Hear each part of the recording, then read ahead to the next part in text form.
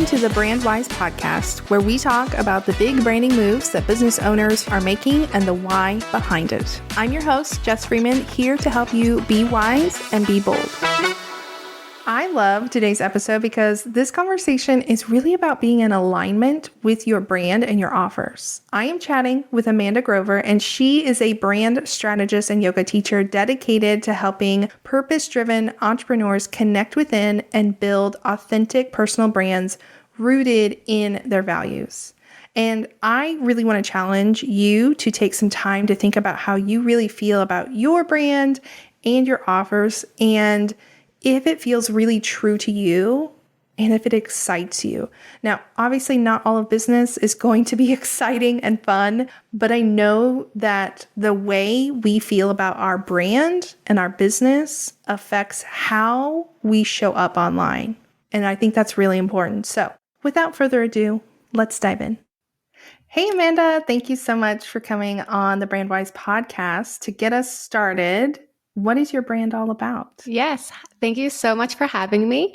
My brand, Storytellers Grove, is all about helping people tap into their own creative expression and really building the confidence to share their message and thought leadership in front of niche audiences in ways that people are like, oh, wow, I'd never thought of it before. That's really cool, and makes them feel like their audience are the people who are walking away with the value because of the guidance that your brand gives to your audience. I love this. So it's like storytelling, but also thought leadership.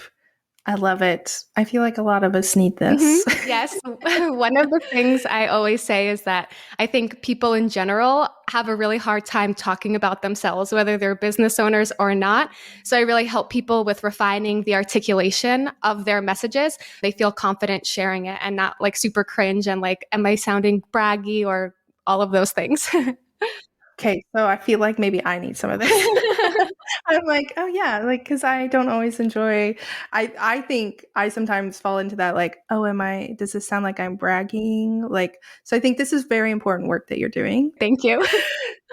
So tell us about your rebrand. What made you decide to do it? Tell us about your old brand and, all the fun stuff. Yeah, totally. So I feel like the current brand that I have now, and as we're recording this, I'm actually in the middle of getting all of the details really finalized and ready for my website.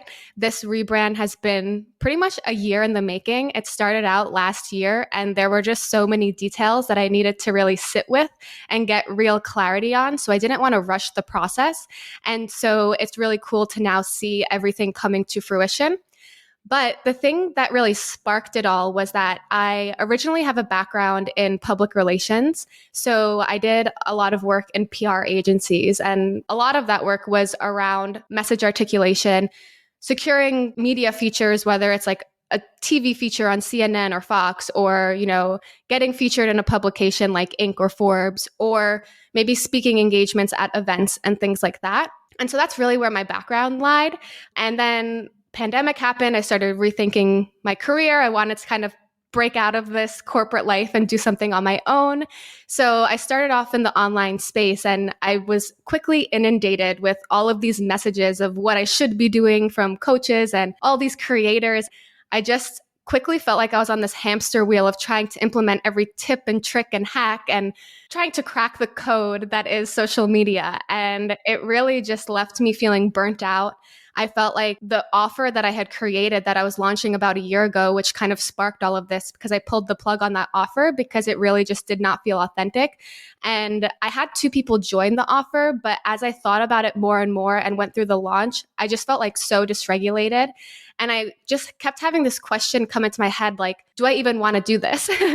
And that was like really just weighing me down. And I felt like I was trying to build my brand because I wanted it to be something that I enjoyed. I wanted to be a reflection of me. And I quickly realized that I was just kind of copying all of this like digital marketing stuff that you see in the online space. And so the rebrand really started by me taking a step back, and I deleted social media off of my phone for like a month. And I thought that was really valuable and important for me because it allowed me to hear my own creative voice for like the first time in so long without being bogged down by all of the noise. I also unfollowed a lot of accounts that were kind of like just preaching all of the stuff that like didn't feel like aligned to me, because I felt like, again, it was just kind of crowding my headspace and impacting my overall work.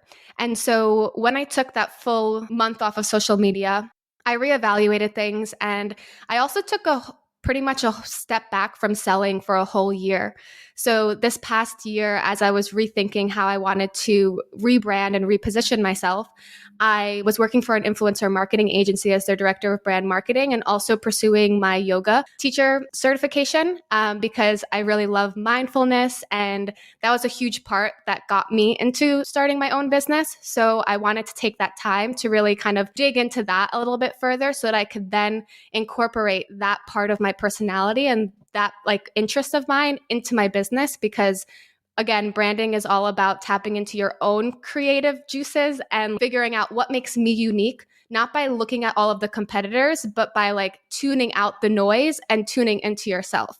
And so a lot of times I like to say to my clients, like, all of the answers are inside of you. It's just like you're overthinking and like not letting them come out. Okay, so many good points here. I don't even know where to start. Okay, so you took a year off of selling, kind of took that break to rebrand. Mm-hmm. And one of the reasons I wanted to talk about rebranding on this podcast is because rebranding can look very different for every person. Sometimes it is just new colors and a logo. Sometimes it is the name, the messaging, the visuals, like everything. Sometimes it takes 2 months. Sometimes it takes a year. Like it looks different for everyone. And you said in that year, the last year, you've been kind of like sitting with things, working through things because you felt out of alignment with your offer. Do you mind sharing some of those things that you were trying to kind of like figure out? Totally. Yeah. So some of the things that I was working through is, what is the transformation that I really offer my clients without being like super vague, like getting like really specific on like, what is this person going to walk away with? I also work with a lot of people in the wellness space, and I've seen that a lot of people who do like nervous system regulation, a lot of times they don't know how to clearly articulate how they help people, because when you are focusing on regulating your nervous system, it can have a multitude of benefits. And so it's like, how do I narrow it down to make it specific enough so I'm like talking to somebody that has this exact problem, wants this outcome, and is like the right person to work with me. And so when I first started, I worked with a coach, and they were really focused on sales. And something that I'll also note in terms of like taking that year off of selling, I think was really important, because it allowed me to kind of build the credibility and share the value without having that salesy pressure, and kind of just like focus on building those relationships. And I think when it comes to building a business, like obviously all of us want to get paid. So we jump into marketing and sales, but I feel like branding really needs to come first. Like all of those foundational details are what set you up for the long haul, and just like make everything so much easier because you know exactly what you're doing and why you're doing it. And so when I was working with that coach, I mentioned how I wanted to help people with like brand clarity, clarifying all these foundational details. And one of the pieces of advice that was given to me was that people don't care about clarity, they care about clients. And so that's something that was like really tripping me up for a while, is I like had this thought in my head that nobody cared about what I could actually help them with. And as I continued on, I realized like, because of that, I didn't have clarity in what I was helping people with. And I was experiencing all of these issues that come with like not having that brand foundation. And so I was able to kind of like piece all of those pieces together through my experience of testing the waters, plus, coupling it with all of the ways that I've invested in myself through, mindfulness, also through like business background. I went to a business school for college. Like I've worked in corporate settings. So like I was able to kind of figure out like what was going wrong. But for the like big first year, I was like going in blind, I guess, because it was new territory to me. And so I was clinging on to all this advice, thinking like, oh, they know what they're doing, so like, let me follow them. And then again, that's why I really come back to like the answers are within. And it's about like kind of really formalizing it and refining it, because I think it's funny, when I started Storytellers Grove, like I had the idea that is like now what I'm doing for the rebrand, but it was like a journey of kind of like proving to myself that the idea that I had was valid and legit, and I could actually do something with it. I love that. That's so, so good. I feel like just taking time to figure out all of that, like as someone who just went through a rebrand also, like I dug into a lot of that as well. And I feel like sometimes if we haven't actually sat down and done that, or if it's been a long time, sometimes we lose those pieces of our brand. So I think it's really good.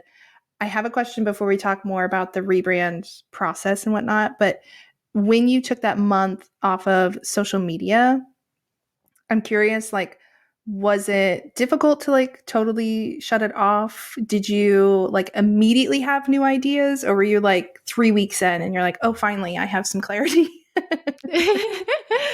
It's interesting because it was like about a year ago. So now I'm thinking back, but I think one of like the biggest things that came out of like taking time off of social media was I felt like I also had energy to like do things Oh, that I had wanted to do for a really long time, but like I never felt like I had energy to do it. And something that I find interesting, I've heard this in a few places, I don't really remember where, but like talking about how like anytime you're consuming information, you're like burning calories.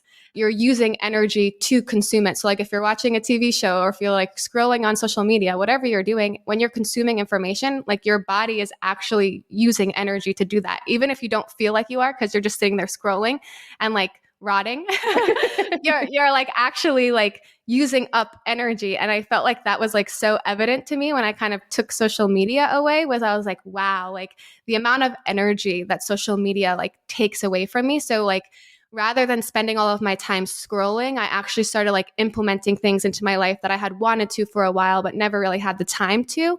And I think through doing those processes and like actually using the time to do things that I've wanted to do and like really am interested in, I think that only added to the experience of like reconnecting back to myself and kind of cutting out the noise. So I think now that I'm back on social media, I'm always trying to figure out how do I balance this, because sometimes it feels like very like all or nothing to me, because it's so easy to get like sucked into like just scrolling on your phone when you're bored or something like that. 100%. Yes. I'm glad you mentioned that part about like you got to do things that kind of filled your cup and that helped with like feeling energized, feeling creative again. Cause I was actually going to ask, like, with before you even said it, I was like, oh, I want to see if she felt more energized just by doing those like fun things and things that filled your own cup. So I'm glad to see that was the case. Mhm. Now, going back to the rebrand, were there parts of the old brand or like the old business that were hard to leave behind? Hmm. I think the hardest thing to maybe leave behind was just like unpacking everything Mm, and like figuring out how I wanted to move forward. Cause I think it was really about finding that clarity.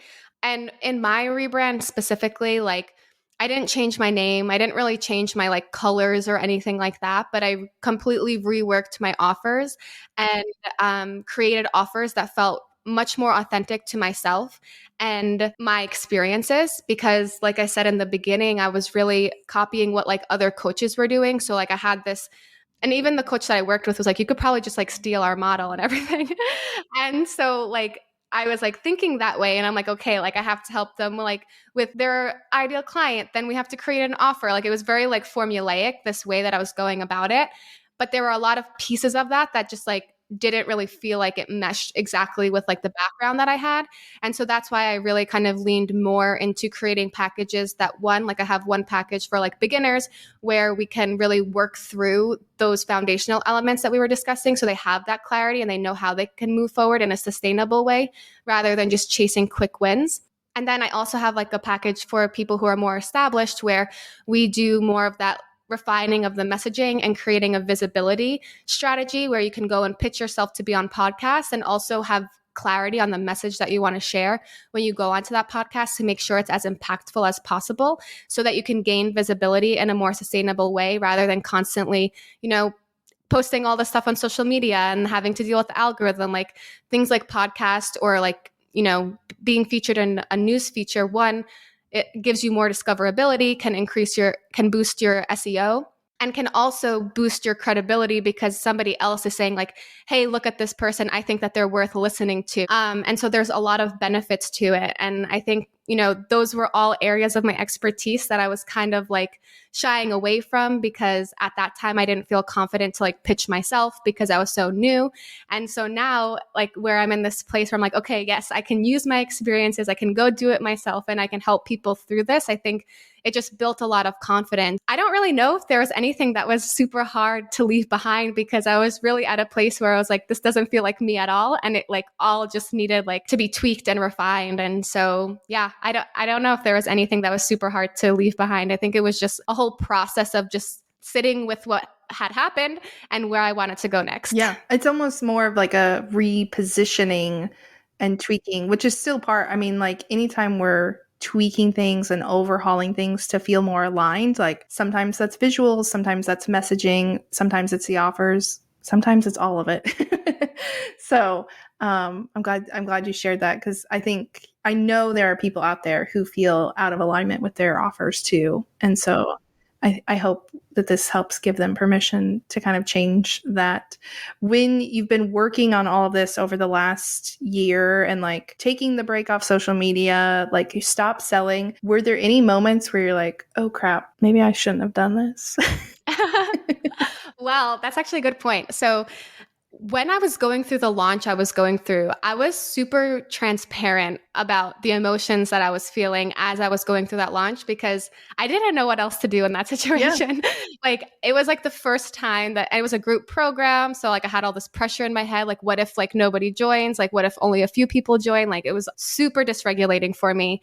And I was just like feeling all of that like anxious energy in my body. And I like went to a yoga class. I don't remember what I wrote in the stories, but I remember sharing like a photo of like me crying and like talking about my experience in that yoga class. And like the whole time I was going through that, I was like, I don't think this is good marketing for the program that I'm trying to sell.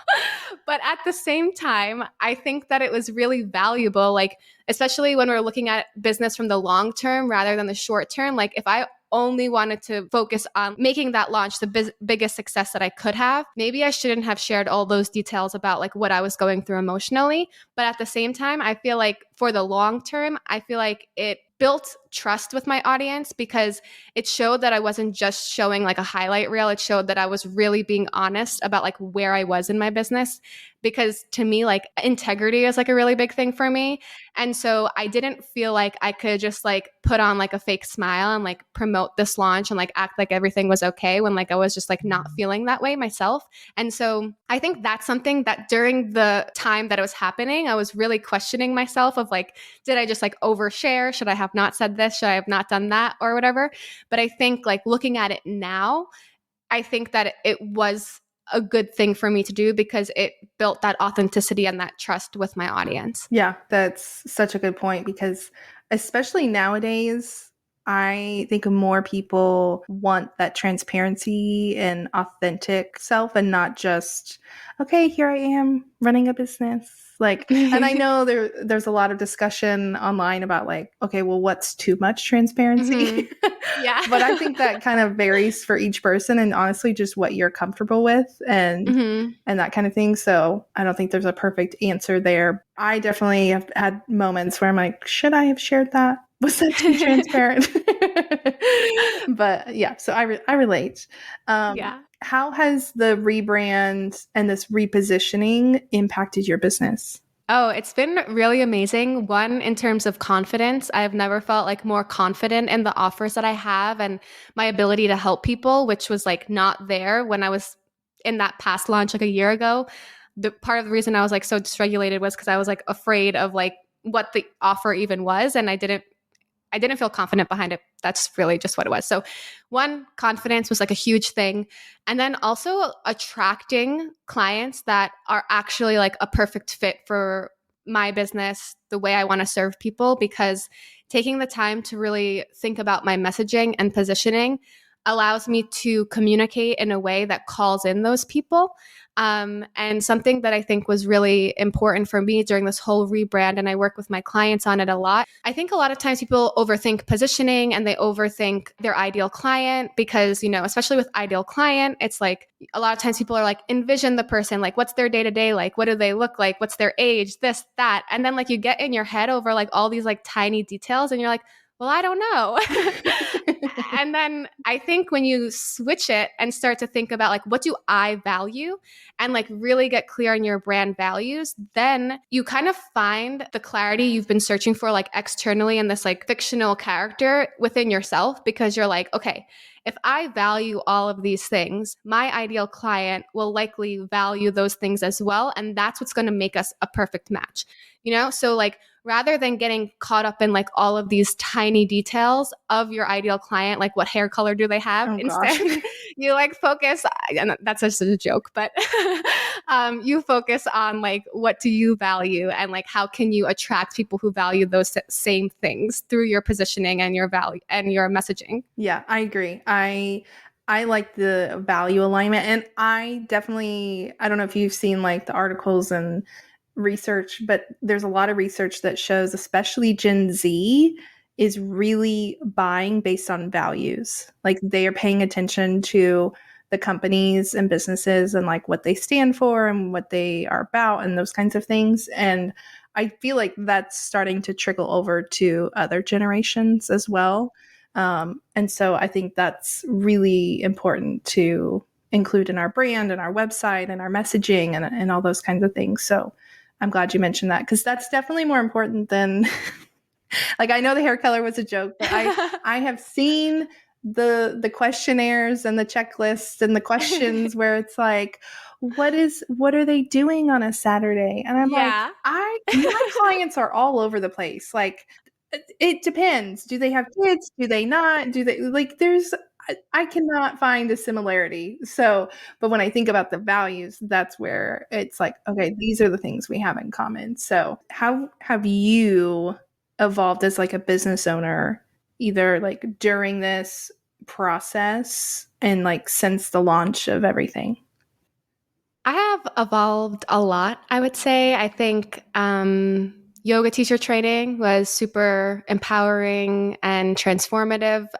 Something that really started my whole entrepreneurial journey was working with like a women's empowerment coach. She's like a yoga teacher as well. And I just really became obsessed with like embodiment and, you know, being in my body rather than like in my head. And so I think by doing yoga teacher training, it also opened up a lot of doors to opportunity for me, and also gave me that layer of like differentiation as well as a brand strategist and being a yoga teacher, because I think yoga and brand strategy can be really similar, because yoga is all about kind of journeying within. And I think brand strategy, like that's the most important thing you can do to figure out how you're going to position yourself. And I think that it's just opened up doors for collaborations. And again, really attracting the people that I want to attract, because I'm super into like the wellness space and, you know, working with service providers and things, and people who have those types of interests will be gravitated to me for that, having that background. And so it's opened up some doors for like collaborations with people.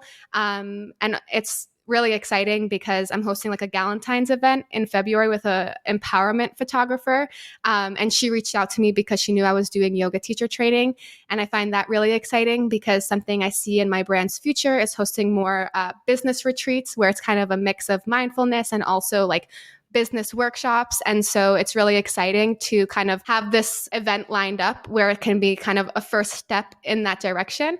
And so I think, again, by like taking the time to take a break, take a step back and focus on the things that got me started in my business to begin with, only helped me, you know, clarify, refine my positioning and messaging to attract the opportunities that are taking me to where I want to be. I love this. Like, it was funny because when you're like, you know, yoga and brand strategy are very similar. And I'm like, I don't know that I've ever heard someone say that before. But what you were talking about with it's the embodiment and like really digging deep, again, as someone who has gone through the rebrand, it really is. Like, I mean, yes, I thought about my brand and my strategy and everything like early on, but having gone through it recently, I'm like, yes, 100%. Like that digging deep and really doing a lot of reflection, like there are some similarities there. So for anyone else listening who is like, huh? Like, no, once you go through the process, you'll be like, oh, yes. Because there's one thing to just be like, oh, I'm like changing my colors and like, yay. But when you are doing like the deep work of rebranding, repositioning, really thinking about your values and who you want to attract and all of this stuff, like really digging deep, it's like a whole transformation more than just colors. Yes, I changed my colors, but that is like a very deep reflection of a lot of things that came up, during this process. And it's funny too, because I was recently speaking with this woman, Cindy Zaweski. She's an award-winning journalist, and she helps people tell better stories. And I was asking her, like, what do you think confuses people most about storytelling? I asked her because I felt like it was deeper than people thought. And she actually kind of flipped it on its head, which I really loved. And she said, I think it's actually easier than people think, because like from the moment you wake up in the morning, you're already telling yourself a story. And like thinking about how we're constantly like telling stories and just like finding those moments to be able to share them. And so something, again, like going back to the yoga and brand strategy piece, is I thought it was like more deep, than people would think. But when she said it's actually more simple than people think, I thought that was like an aha moment for me, because I was like, it is true. Because a lot of times when you're like meditating or doing breath work or doing any of these mindfulness practices, it's really about trying to like tap into the body and kind of quiet those thoughts.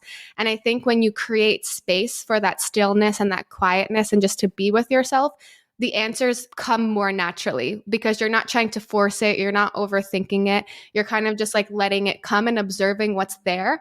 And so I think that's a really powerful practice when it comes to trying to figure these things out, because it is so easy to overthink them to like no end. Very, as a chronic overthinker, yes. I agree. Yeah, same. Yeah. Okay, to wrap up, what advice do you have for someone who is thinking of rebranding or repositioning? I think the best place to start is, this might sound like cliche, I think, but going back to why you started your brand, and then also getting like really clear on your values, because like I said, I think your values are really the foundation of your brand strategy, especially your positioning. And that's the way you're going to call in those clients that you want to call in, is by getting clear on those values. Because once you have I also like to say like clear, defined, and aligned brand strategies, because it needs to be clear, it needs to be aligned to who you are, and it needs to be defined. Like it needs to be written down somewhere, because if it's just like floating in your head, then like you might forget about something, or you might not implement it the way that you really want to. And so I think having like your values all written down can help in so many areas. Like if you overthink something that you shared online, but it falls in line with one of your values, and you can be like, okay, the people who I'm trying to call in are going to get it, and I can relax. It's okay. And so I think really just like having it all written down on paper, like feeling really confident about it, is the first step that you should take. And also knowing that your brand is going to evolve with you over time. So you're probably going to need like maybe not a huge full-on rebrand all the time, but you're always constantly going to be making tweaks to your brand as you grow. So just seeing it as a continuous process, and not like, oh my God, like I'm rebranding, I have to like burn it all down and like completely start over. It's like you can take what you have and just like refine and tweak it to reflect how you have changed. Mm-hmm. As I said on Threads yesterday, your brand is not a tattoo. Yeah. So it's not permanent. It should evolve. If you ever feel stuck in your brand, or like you've mentioned, you feel out of alignment with some part of your brand or your offers, it's not a tattoo. You can change. You can adjust. Sometimes it means burning everything down. Sometimes it doesn't. Yeah. So, I mean, that's the whole point of this podcast, is it looks different for everybody. Yes. So, yeah. Well, thank you so much for sharing all of this and behind the scenes and everything. This was really, really fun. Where can we connect with you online? Yes, thank you, first of all, for having me. This really was such a fun chat. And you can find me on Instagram at Storytellers Grove. My website is also just storytellersgrove.com. And I'm also launching a podcast, which will be live on September 18th. So if you want to tune into my podcast, you can find it on Spotify or Apple Podcasts. And it will also just be Storytellers Grove. Nice. Awesome. I will link to all of those in the show notes for you guys. But thank you again for being here. Yes, thanks so much. And I also do have a freebie That's Oh, about yes. like building brands to last. So if you're interested in that, I can also share the link to that if you want to share it for anyone to grab a copy of it as well. Yes, I will put that in the show notes.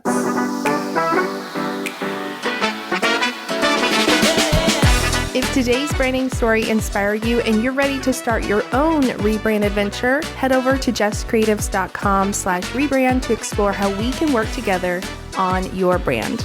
If you enjoyed today's show, be sure to leave a review or share it on Instagram, and tune in next week for another episode.